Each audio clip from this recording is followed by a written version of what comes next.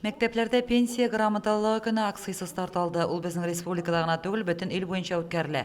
Пенсия фонды бүлеге лекторлары Мөслим гимназиясында, политехник техникумында, лицей, Мөслим урта мәктәбе, Михайловка Боек мәктәбендә дәресләр үткәрде. 14 ноября 2019 года был объявлен Пенсионным фондом единым днем пенсионной грамотности для учащейся молодежи, на котором специалисты Пенсионного фонда расскажут о системе Пенсионного фонда, что это такое понятие, что такое пенсия, как она выплачивается, как она назначается, кому положено, а кому не положено.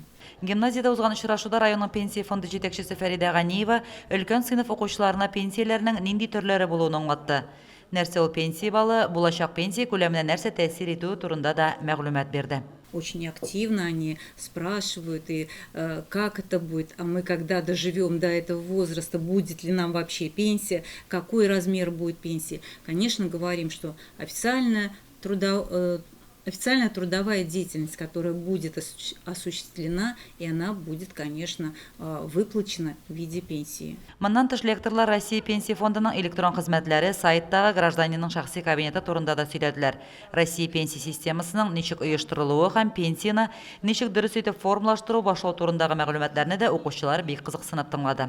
Соңыннан барлык балаларга да барысы да булачак пенсия турында исемле методик әсбаплар тапшырылды. Әлеге белешмәләр укучыларга аңлаешлы формада пенсия системасы турында һәм киләчәктә лаеклы пенсия алу өчен нәрсә эшләргә кирәклеге турында сөйли. Лилия Шәймиева, Динар Нурутдинов, Мөслим телевидениесе.